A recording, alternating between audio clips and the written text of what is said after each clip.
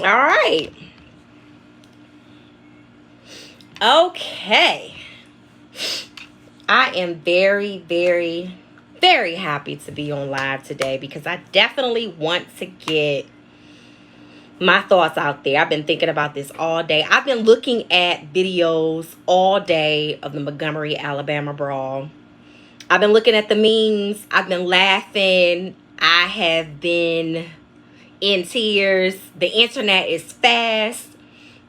But I wanted to come on here on a serious note because as I was on YouTube and I was looking at some of the comments, I saw this one particular lady say that the white men that started the fight were angry and they were upset and she didn't know why.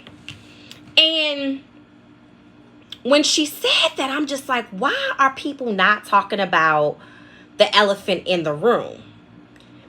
And the elephant in the room is that white folks, especially when a black person, and I'm not saying all, but historically, this is how it's been.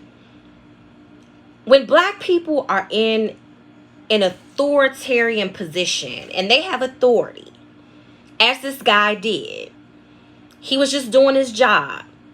He had some authority. He could tell folks what to do.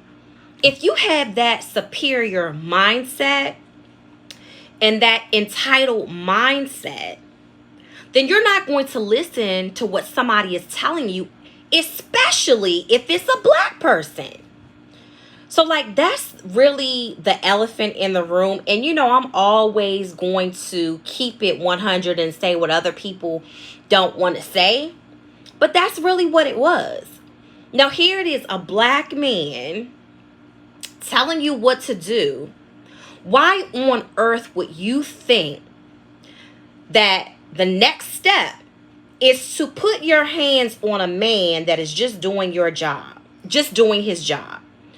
Why would you think that it is okay and it's justifiable to cause bodily harm, to really threaten someone's life,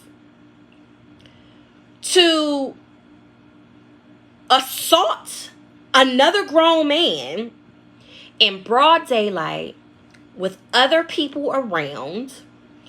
What on God's earth would make you think that it's okay to do something like that? Again, I'm going to say this. It goes back to white boy privilege, entitlement, and then also just think about it, right? You automatically come for a black man. This black man is by himself. That's what you think. You think that no one else is going to come to this black man's rescue. You think that you're going to get away because a lot of white male privilege gets away with certain things. You think that because our lives don't matter, that you could punch and kick and sound off, and then you bring your other clan and they come over and they do the same thing and they support you and you guys start jumping on a black man. You think that nothing's going to happen. You're not going to be served justice. Other black people are not going to help because in their minds, they probably think, well, black folks don't. And this is the stereotype. Black folks kill each other. Black folks fight each other. Black folks don't stick up with each other. There's black on black crime. All these things to justify the wrongdoing. But let me just let the record straight and speak for itself. That when black folks make a signal, and in this regard, the signal was the hat. And when you see another black man call for help, we are going to stand up for each other. We are going to come together. We are going to unite. We are going to fight fight for one another. So let this be a realization point that black folks, when it comes down to the nitty gritty, black folks are going to stick by each other. And this is a prime example of black folks sticking by each other. Now, I'm not saying that violence is right, because I don't believe in violence. I think that violence is not the answer. But these other black men that stood in the gap for this black man that was being assaulted, they were just doing a civic duty. They were just protecting.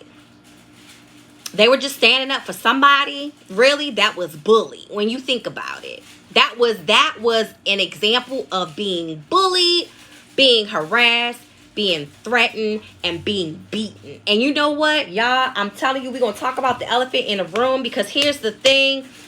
This ain't no different than slavery. Okay? We were beaten. We were beaten just because we were black. It's the same thing.